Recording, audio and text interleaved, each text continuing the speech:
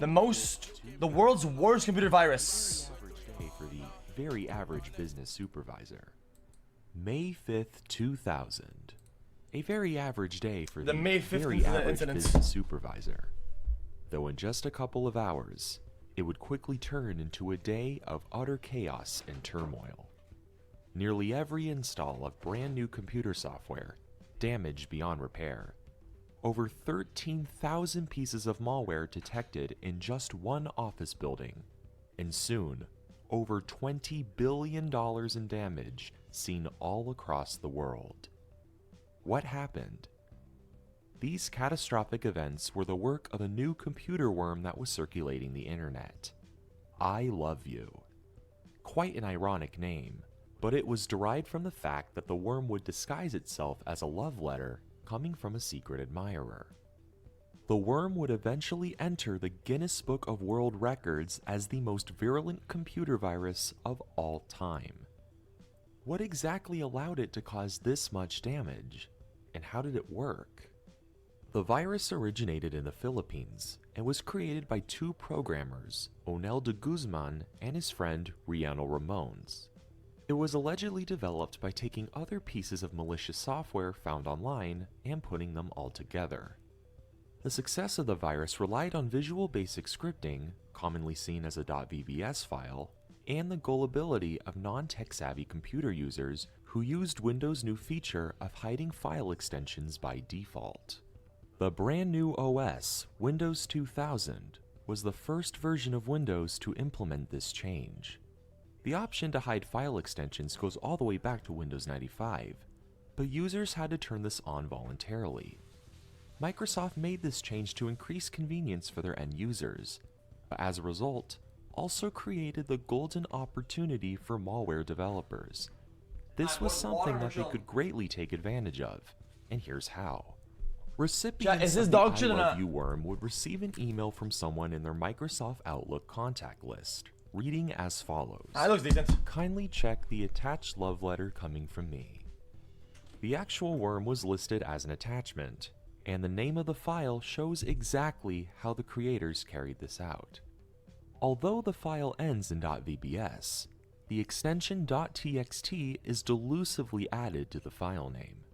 When average Windows 2000 users downloaded this file, it would appear as only .txt on the desktop, giving the impression that it was a genuine text file. This alone is why the virus mostly affected computers with Windows 2000, but earlier versions like 95 and 98 could still get infected, as those who didn't hide file extensions and saw the .vbs at the end just chose to ignore it. The moment the file was actually opened, it would perform the following tasks. It would make multiple copies of itself, some of them hiding in parts of the directory, and others replacing and hiding personal files such as .mp3s, JPEGs, and other script that's types. normal though. It would also modify Windows registry keys, compromising the basic structure of the operating system. That's what they all do pretty much. It would then send itself to everyone in your email contact list. At the same time, it would create a file called winbugsfix.exe, which would steal passwords from the user, despite its misleading name. The worm's ability to cause mass destruction was also attributed to its design. Being a Visual Basic script, it was super easy for a user to access the source code and do whatever they wanted to with it. While I Love You was not the first email worm, it made some big changes from previous ones that would cause it to be the most recognized. A similar virus from the year before, known as Melissa, would mass mail itself to the first 50 people in your contact list. I Love You would send it to everyone, allowing it to spread exponentially. Guzman and Ramones were arrested and promptly investigated by Philippines National Bureau of Investigation. Why? It was revealed that Guzman had been working on a program designed to steal passwords for his college thesis. When it was rejected, he dropped out. I Love You was very similar to this program and was likely created as a pastime project, as Guzman claimed that he may have released the worm unintentionally. Since there were no official anti-malware laws at the time, all charges were dropped, and Guzman and Ramones were released scot-free. Antivirus laws were created immediately after, allowing the nefarious doings of I Love You to remain as an infamous part of computer history. So I am going to be doing a demonstration of how the virus actually works. This was made possible by YouTube user DanOOCT1, who made a very informative video on this topic. I highly suggest you check him out. This will be a very similar demonstration, but I, nonetheless, wanted to try this out for myself. It is currently Friday, May 5th, 2000. On my computer, I am running Windows 2000, and on my desktop, I have included some files for the virus to overwrite. I have an audio file, which is completely functional, and just a standard image. I'm going to open my Microsoft Outlook and check my email. Looks like I have something in my inbox. Well, this looks interesting. Kindly check the attached love letter coming from me. I guess someone wants to share some undisclosed feelings that they have about me. Let's go ahead and download that. As you can see, if I turn off the default setting to hide file extensions, the .vbs is here very clearly.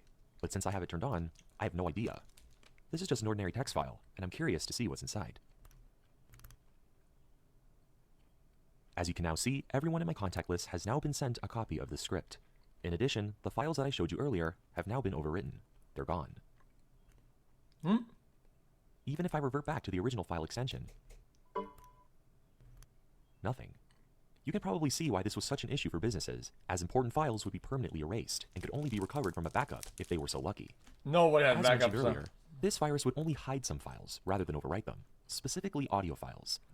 As you can see, our MP3 is Nobody had fucking backup just back in the locked away. days. So, if you were a We had music fucking producer, floppies. you had a much easier way out of this. Remember when I told you that this virus was known for being easily modifiable? Well, I will show you just how simple it is to access the source code. All you have to do is right-click and select Edit. The rest is at your fingertips. Many other programmers who still will also don't have email the any to do. virus could send out their own version, and that's exactly Got what they the 2 did. years badge Some with of my them showed favorite absolutely no streamer, mercy, and rather than xQcL. destroying files, destroyed the entire operating system. If we replace JS and JSE with exe and COM, these files will be replaced with the worm. Let's go ahead and restart, shall we?